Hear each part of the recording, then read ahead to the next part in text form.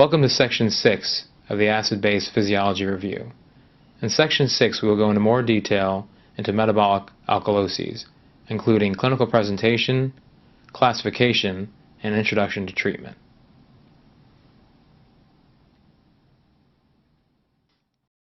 Welcome to Section 6 of the Acid-Base Physiology Review. In Section 6 we will walk into more detail of metabolic alkalosis, the differential diagnosis, as well as a little introduction to treatment. Recall that a metabolic alkalosis is once again a process that causes a primary increase in bicarbonate concentration. Metabolic alkalosis can be generated by either a loss of acid or a gain of bicarbonate. The kidneys normally have a large capacity to excrete bicarbonate, so abnormal renal retention of bicarbonate is required to maintain a metabolic alkalosis. Metabolic alkaloses tend to have two phases, the generation and the maintenance phase. The generation phase comes from the loss of hydrogen or gain of bicarbonate. However, the maintenance phase must exist when there's abnormal renal retention of bicarbonate or increased acid excretion, even in the setting of alkalosis. The general classification of metabolic alkalosis is according to the mechanism that maintains the alkalosis. The vast majority of alkaloses are associated with hypokalemia. The two classifications primarily used are saline-responsive metabolic alkalosis versus saline-resistant metabolic alkalosis. The differential for metabolic alkalosis is as follows: extracellular fluid volume depletion, hypokalemia, mineralocorticoid excess, Gilman syndrome, Bartter syndrome, or iatrogenic, meaning excess bicarbonate administration. Let's first talk about the saline-sensitive form. These are also known as the saline-responsive or the chloride-responsive metabolic alkalosis. These are far the most common, with greater than 80% of metabolic alkaloses being the saline-sensitive form. The saline-sensitive metabolic alkaloses are caused by extracellular fluid volume contraction as well as chloride depletion. The most commonly encountered is in the setting of vomiting or, from an iatrogenic standpoint, nasogastric suctioning. Also, chronic diarrhea or laxative abuse as well as chronic diuretic abuse causes chloride depletion and extracellular fluid volume contraction. The increased sodium bicarbonate reabsorption in the proximal tubule from the volume depletion maintains the alkalosis. This also stimulates renal potassium loss through the increased activity of aldosterone. The hypokalemia serves to maintain the metabolic alkalosis even further. Saline-sensitive forms are corrected by the infusion of normal saline as well as potassium chloride. Important to remember, while volume expansion is necessary to treat saline-sensitive metabolic alkaloses, it is very difficult to correct them completely without correction of the hypokalemia, as the hypokalemia, as we stated before, will increase ammoniogenesis and increase net acid excretion. If the hypokalemia is not corrected, this will perpetuate the metabolic alkalosis. The clinical clue to a saline-sensitive metabolic alkalosis is a low urine chloride, usually less than the measurable range of a laboratory, or less than 25 milliequivalents per liter. There are also saline-resistant forms of metabolic alkalosis. The prototype are the mineralocorticoid excess syndromes, either primary or secondary hyperaldosteronism. Also, Cushing's syndrome, because of its mineralocorticoid excess, can manifest as a saline-resistant metabolic alkalosis. Once again, severe hypokalemia is the rule. Two inherited syndromes, Gilman syndrome and Bartter syndrome, which act like thiazide and loop diuretics respectively, can also cause saline-resistant metabolic alkalosis. Finally, there can be an iatrogenic metabolic alkalosis that's maintained by renal failure. If increased bicarbonate is administered and there is decreased capacity of the kidney to excrete bicarbonate, or the patient is dialysis dependent, then the bicarbonate concentration will remain elevated, and a metabolic alkalosis will persist. The metabolic alkalosis in saline-resistant forms is caused by two primary disorders. Potassium depletion shifts hydrogen into cells, stimulates proximal tubular reabsorption of bicarbonate, as well as increasing ammoniogenesis and ammonium excretion.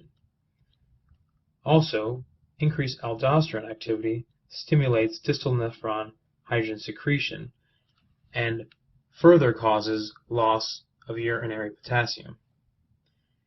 Normal saline infusion will not correct these metabolic alkaloses and requires correction of the underlying defect. The clue in this instance is the opposite of the saline-sensitive forms, meaning the urine chloride concentration tends to be elevated, usually greater than 40 milliequivalents per liter. Let's go back to case 3. The urine sodium concentration is 5 milliequivalents per liter, the urine potassium concentration is 40 milliequivalents per liter, and the urine chloride concentration is 1 milliequivalent per liter. If you recall, this patient had a metabolic alkalosis. How would you use these values to determine whether this is a salt-sensitive or salt-resistant alkalosis?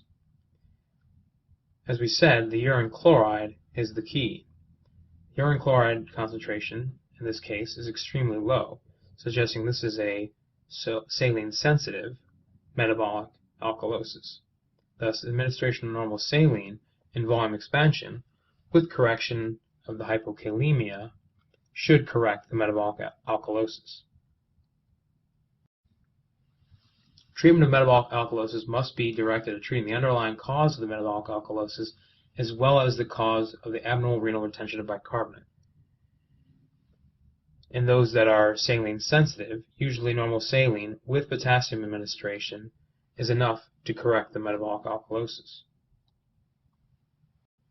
The respiratory compensation to metabolic alkalosis is the opposite of respiratory acidosis.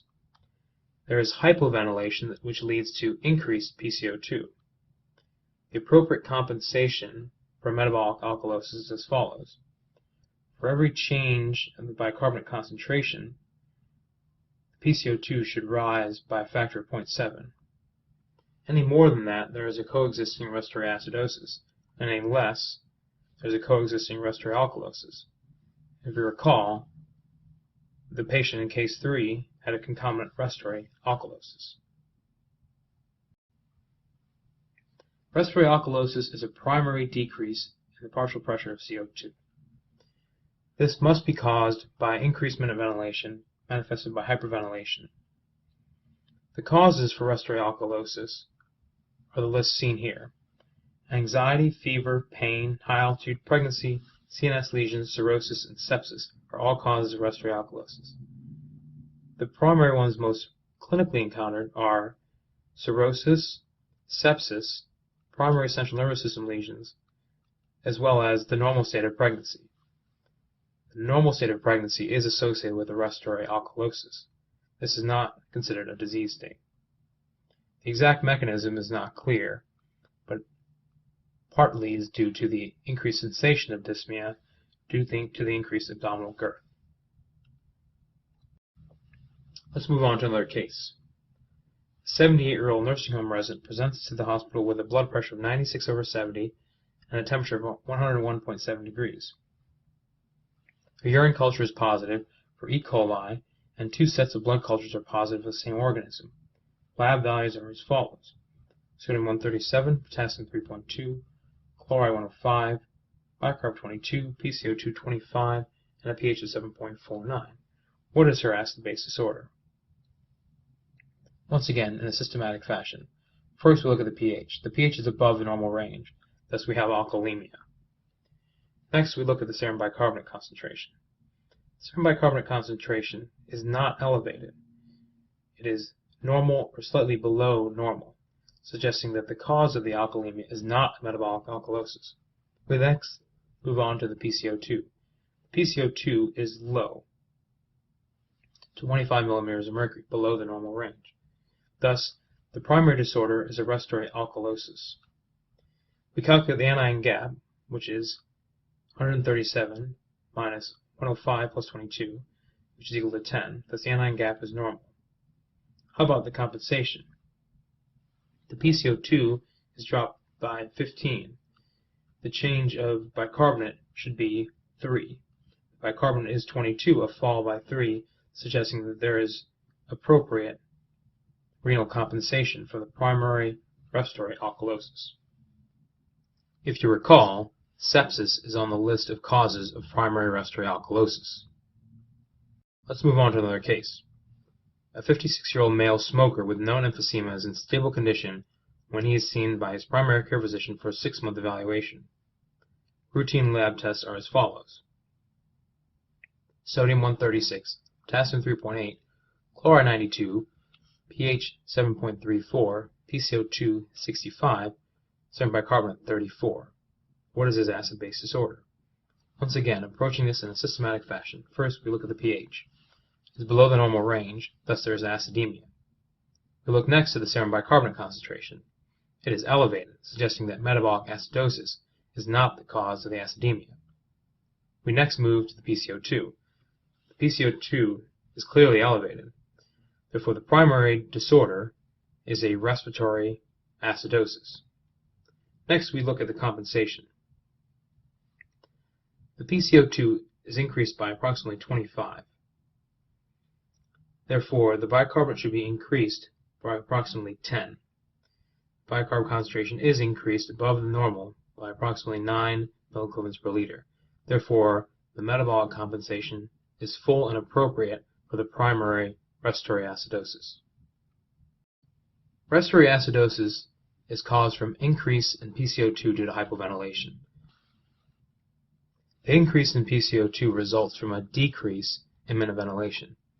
This is usually due to intrinsic lung disease, but anything that decreases minute ventilation, including muscle weakness or central nervous system depressants such as opiates or sedatives, can also lead to respiratory acidosis. The compensation for respiratory acidosis occurs primarily through the use of buffers, hemoglobin playing a central role in buffering the increased acid concentration. Bicarbonate does not help in this setting, as bicarbonate cannot buffer carbonic acid.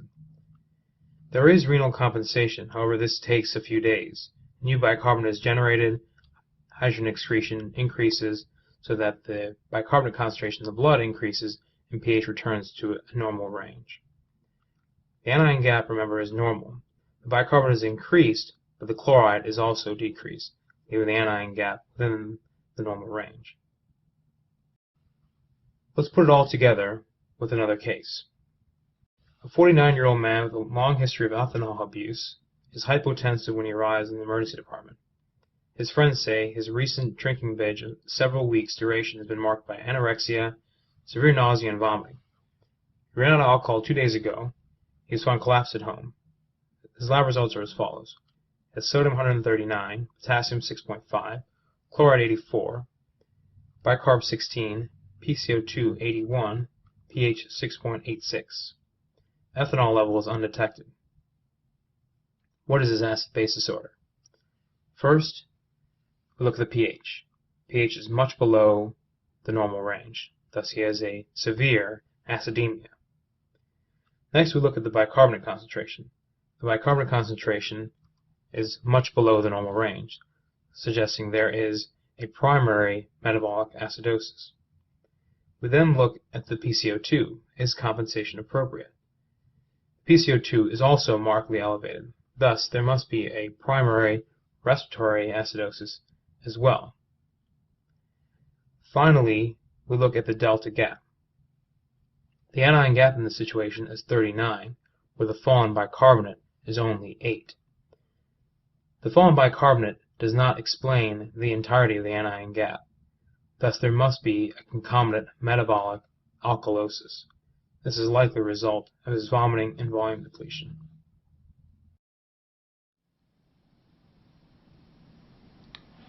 This concludes Section 6 of the Acid-Base Physiology Review. The key points to remember from Section 6, as well as the preceding sections, is that the best approach to acid-base disorders, both on the USMLE STEP exam as well as in your clinical environment, is in a systematic fashion. A systematic approach will offer the best chances for you to identify all the primary disorders and determine if compensation is complete.